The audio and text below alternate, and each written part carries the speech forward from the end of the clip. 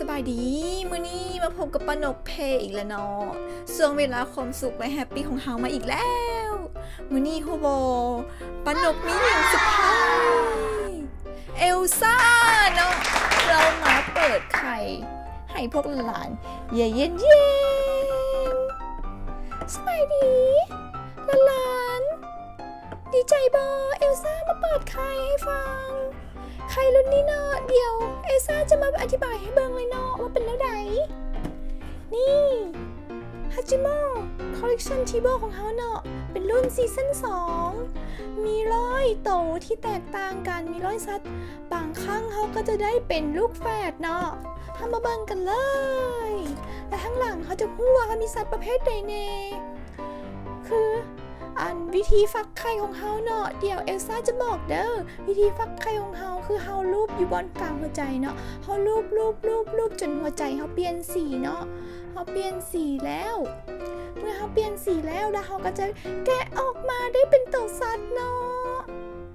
สัตว์มันมีอยู่หลายชนิดเนาะจะมีสัตว์จำพวกที่อยู่ซาเวนนาสแล้วก็มีอยู่หุบเขาคริสตันเนาะคริสตันแคนยอน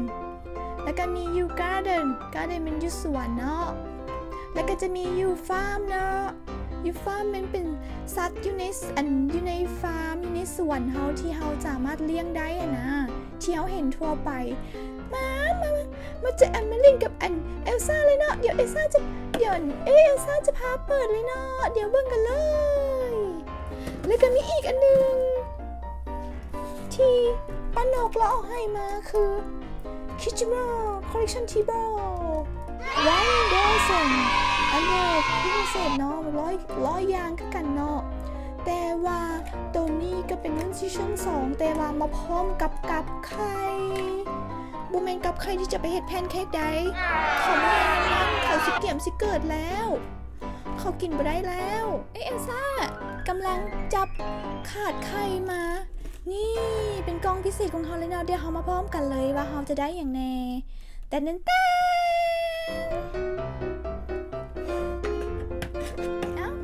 เอลซ่าขอไปโอนเวลาให้ป้านกเลยเนาะป้านกเดี๋ยวป้านกจะเป็นคนแกะให้เด้อเอลซ่ายืนเบิ่งกันเด้อ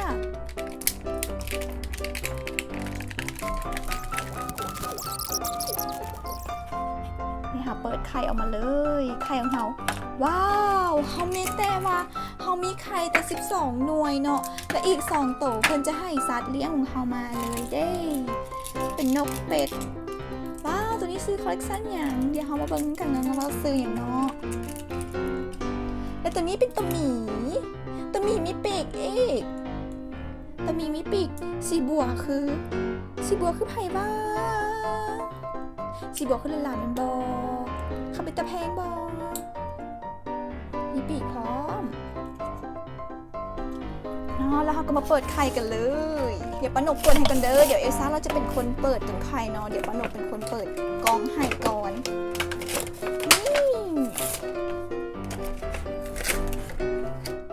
เต้นเรามาพร้อมกับโฟนี่เนาะโฟนี่สีผ้าฟ้าตาสีบวยสีทะเลปนกสีทะเลปนกหนาตรงตลอดผมแล้วสีบัวหางแล้วก็สีบัวตาแล้วก็เป็นตะแพงแน่ๆเดี๋ยวเขามาแก้มกันเลยเดี๋ยวเอาไปฟักกันเนาะเดี๋ยวไข่เขาก็จะฟักแล้ว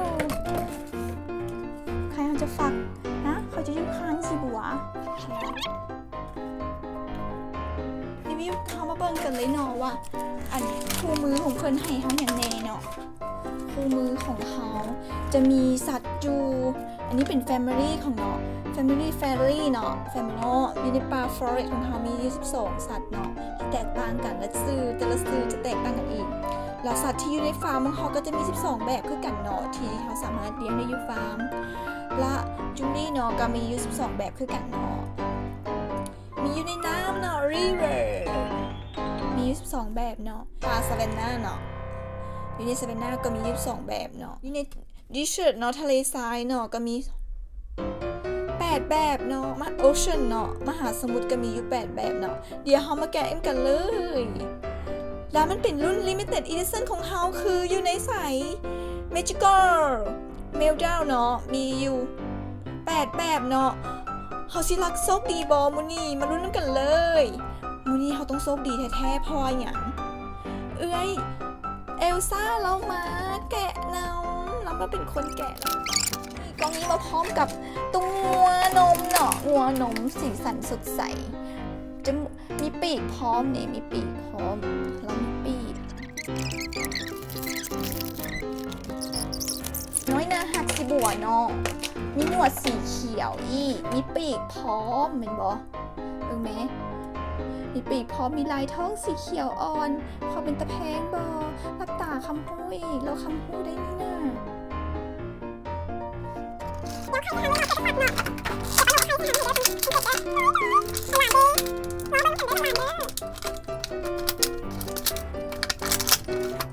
ระวังได้เดี๋ยวระวังไข่แตกระวังไข่แตกแกะก็ระวังเดี๋ยวไข่เขาสิแตกเนาะตรงนี้กล่องนี้เรามาพร้อมกับโฟรนี่สีฟ้าเข้มพร้อมกับ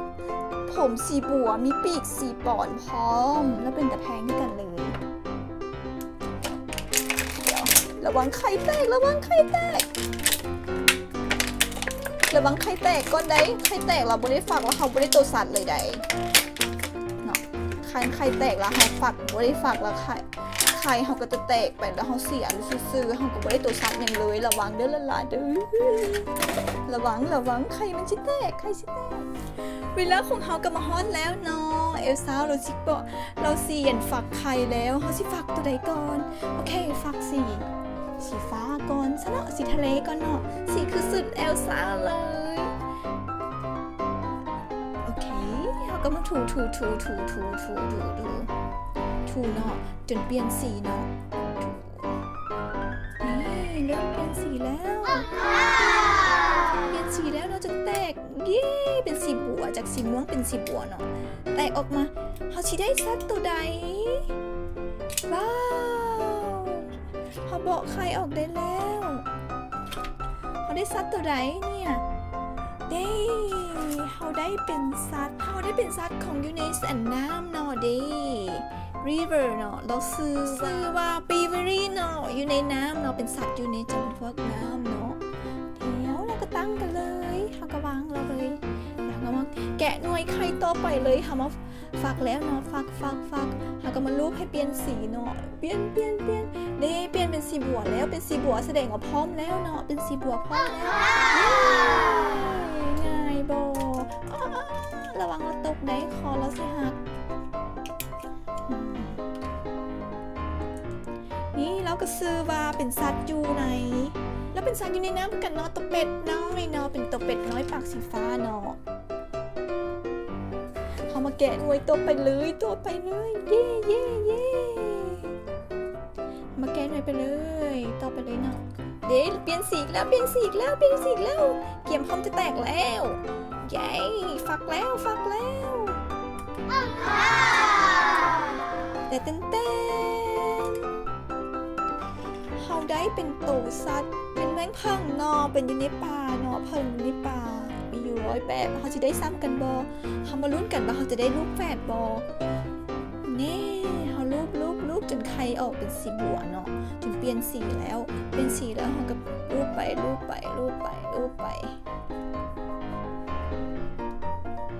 พร้อมแล้วใกล้แล้วเย้เขาก็ได้เป็นสัตว์เนาะสัตว์อยู่ในฟาร์มเนาะนี่เป็นสัตว์อยู่ในฟาร์มไนทิงเกิลเนาะเราซื้อมาไนทิงเกิลดี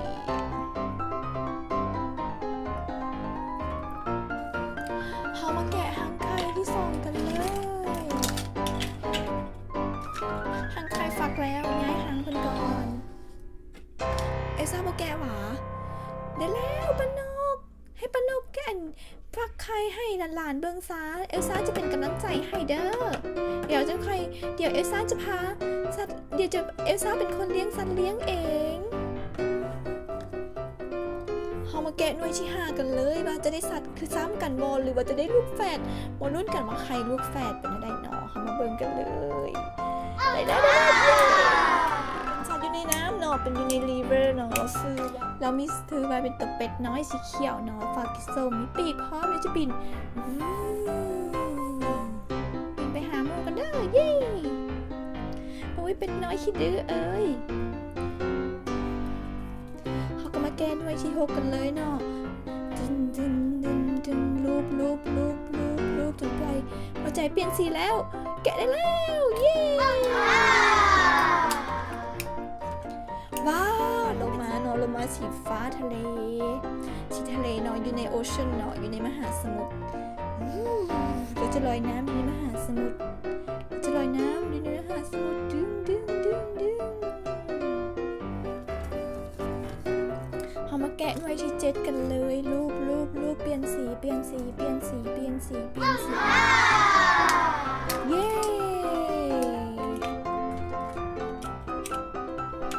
เขาจะได้เป็นสัตว์อยู่ในโอเชียนเนาะเป็นปลามิโมเนาะจะลอยน้ำไปหาแอนดอลฟินกันเด้อเขาก็มาแกะหน่วยที่8กันเลยแกะหน่วยนี้ฝักอุ่นแห้งจนแตกง่ายขนาดนี้เขาก็เป็นสัตว์อยู่ในทะเลทรายเนาะสีเขียวเ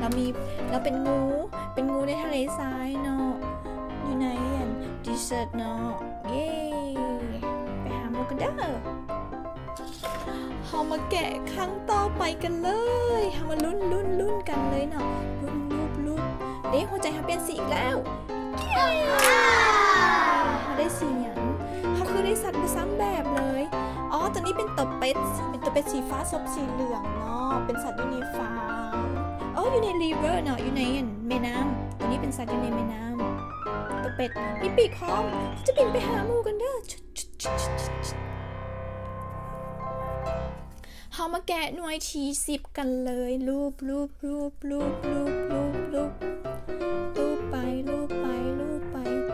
เปลี่ยนสีแล้วได้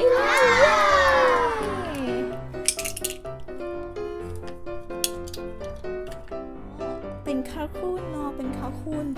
เขายังไม่ได้มีแบบซ้ำกันเลยเนาะเขามีแต่แบบต่างกันไปเลยเป็นตุกค่ะเขามาแกะหน่วยที่11กันเลยบึมเย้เขาได้เป็นสัตว์อย่างเขาไม่ได้ผู้ซ้ำแบบเลยเขาเป็นสัตว์อยู่ในป่าเนาะอยู่ในป่าเป็นนกแก้วตะแพงบอลน่ะเขาก็เป็นตะแพงเขามาแกะไข่หน่วยที่12กันเลยเขาได้ป่าอยู่ในแม่น้ำอีกแล้วเนาะเป็นป่าสีส้มขอบสีฟ้าเนาะเขาแกะมาทั้งหมดแล้ว12หน่วยเขายังไม่ได้มีซ้ำแบบกันเถื่อเดี๋ยวเขามาแกะครั้งต่อไปเลย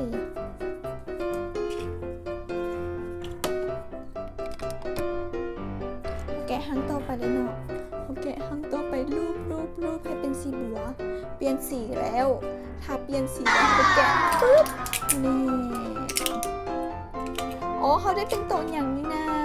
เขาได้เป็นตัวหมาป่าเป็นสัตว์ป่าเนาะเป็นสัตว์ป่าฟอเรสต์เนาะหมาป่ามีปีกอีกบินไปหาหมูกันเด้อ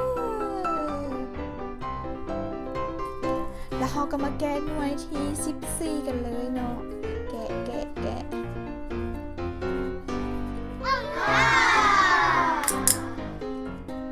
เขาได้สัตว์อย่างนี้นะเขาได้เป็นตัวนกคู่เนาะเป็นนกเข้าอะนะนกเข้ารับตาปกตินกเข้าจะโซตาแบ๊วๆใหญ่ๆเป็นแต่แพงแต่ว่าเรารับตาเราก็สิอยากนอน แกะอีกหน่วยที่15เนาะใน15รูปจนเปลี่ยนสีแล้ว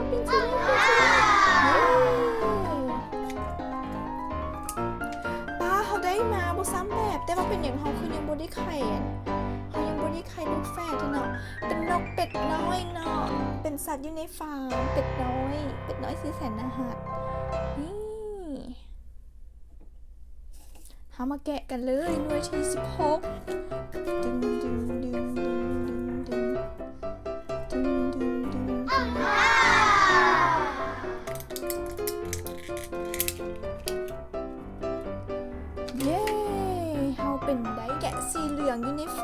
ผมแล้วสีม่วงเขาได้16แบบที่บ่ซ้ำกันเลยเขามาแกะอยู่ในไก่ไข่อยู่ในถาดกันเลยเนาะหน่วยที่17ลูกให้เปลี่ยนสีนะเปลี่ยนสีแล้วเขาก็แกะไข่แน่อ๋อเป็นตัวเป็ดอีกแล้วเป็นตัวเป็ดสีเขียวอยู่ในฟาร์มแต่ว่าสีเขาก็ไม่ซ้ำกันกับตัวอื่นเนาะปิดมาแล้ว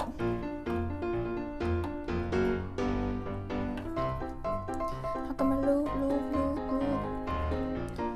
จนไข่แตกเนาะว้าวเขาก็ได้เป็นตัวแบ๊เนาะแบ๊สีบัวมีปีกกำลังเต้นรำเย่เรามีความสุขในส่วนดอกไม้ของเราส่วนหญ้าสีเขียวแล้วค่อยสีบัวอีกได้เด้เขามาแกะหน่วยที่19กันเลยดูก็ได้แกะตัวนี้เขาได้เป็นตัวปูอยู่ในโอเชียนเนาะอยู่ในมหาสมุทรเขามาแกะตัวที่19กันเลยเขาได้สัตว์อย่างนี้เขาได้สัตว์พิเศษเขามีชื่อว่าได้เขาเป็นเพิ่งน้อยยูสได้เป็นคริสตัลดราก้อนไฟเนาะเป็นป้าเขาได้เป็นดราก้อนเป็นคริสตัลดราก้อนเนาะเย้เขาได้ของที่หายากเขามาแกะหน่วยที่สาวกันเลยลูบ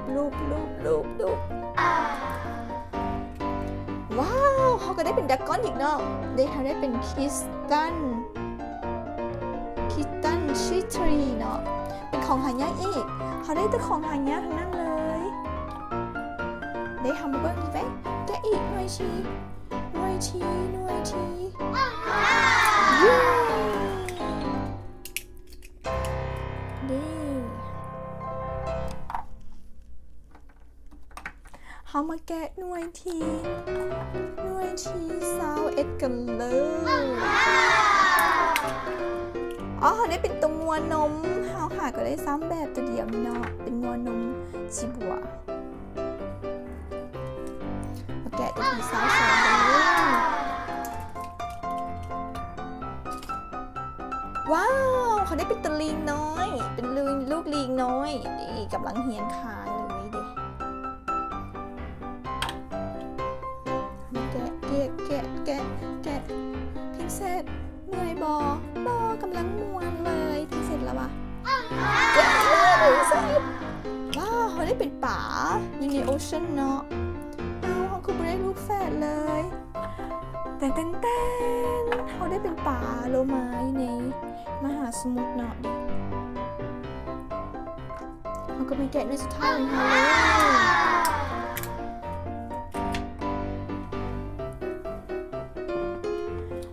เขาได้เป็นตัวหนูมีปีกเนาะว้าวเป็นตะแพงบอเขามีครบแล้ว